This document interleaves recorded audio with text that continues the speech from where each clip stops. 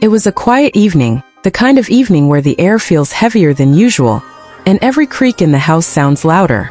I was in the kitchen trying to finish washing the dishes, when I noticed that the basement door was slightly ajar. That was odd because I always make sure it's locked. Ravi had gone out for groceries and Arjun was upstairs, supposedly doing his homework. I felt a chill as I stared at the door. Something didn't feel right. I called out for Arjun, but there was no answer. The silence itself seemed to respond.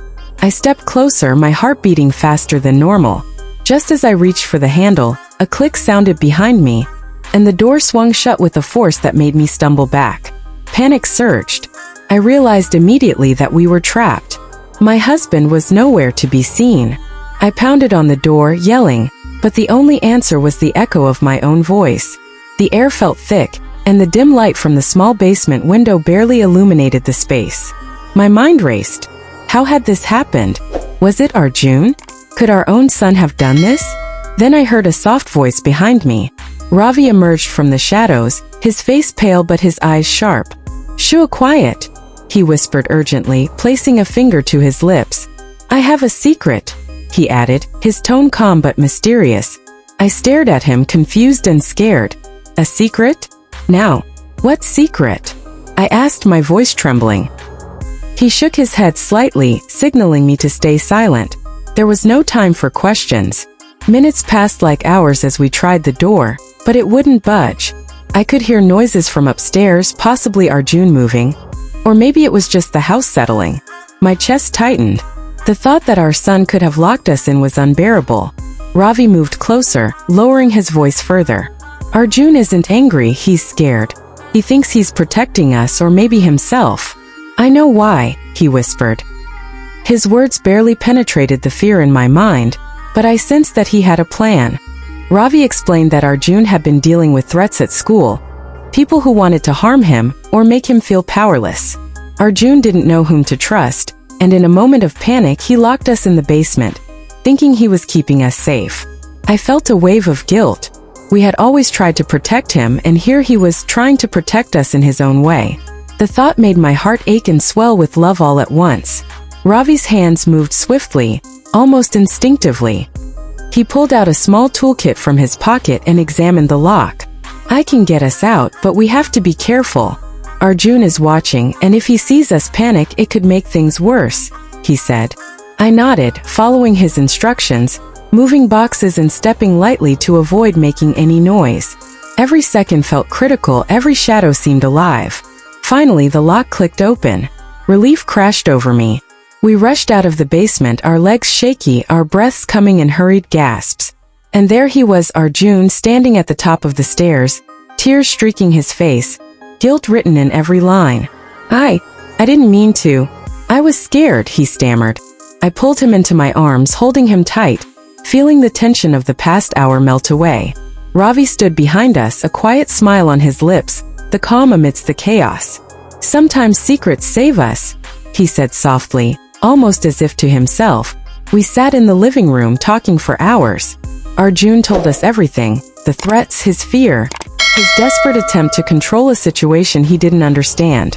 I listened, alternating between tears and laughter, amazed at his vulnerability and the courage it took to face us. Ravi held my hand throughout, a silent reassurance that together, we could face anything. Later that night, just as we were settling down, there was a knock at the door. My heart skipped a beat. Ravi motioned for silence. I crept to the door, peeking through the peephole. Outside stood a neighbor, looking worried. "I saw Arjun leave the school early today. Everything okay?" she asked. I felt a twinge of fear. Had Arjun been followed? Ravi reassured her, waving her in, and as she stepped inside, I realized how close we had come to danger. The rest of the evening was spent piecing together what had happened. Arjun admitted that he had been hiding messages and threats he received online, afraid that if we knew, we would worry. He thought locking us in would protect us, even though it only caused more fear. Ravi and I listened patiently, understanding dawning. This wasn't rebellion. This was desperation. A child's attempt at control in a world he felt powerless in. As the night deepened, the house finally grew quiet. Arjun fell asleep on the couch, exhausted and relieved. Ravi and I sat in silence, holding each other, reflecting on the events. Secrets, Ravi whispered again, aren't always bad. Sometimes they're what keep us alive. I nodded, understanding the weight of his words. The night had been terrifying, yet enlightening. We had learned about trust, vulnerability, and the silent battles that our children might face alone. The next morning we made changes. Security measures were taken, open conversations encouraged, and trust reinforced. Arjun, though still shy and hesitant, seemed lighter, freer. He knew we understood that we would face dangers together.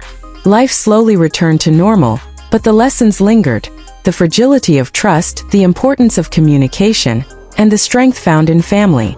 Weeks later, when the memory of that night seemed almost like a dream, Arjun came to us quietly. He handed us a small note.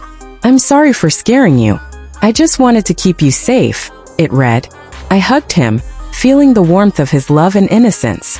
Ravi smiled, squeezing my hand. We had survived fear, confusion, and secrecy, but most importantly, we had survived together. From that day onward, the basement was no longer a place of fear, but a reminder of the resilience of family and the hidden courage within each of us. Every whisper, every secret, every moment of fear became a thread in the tapestry of our bond.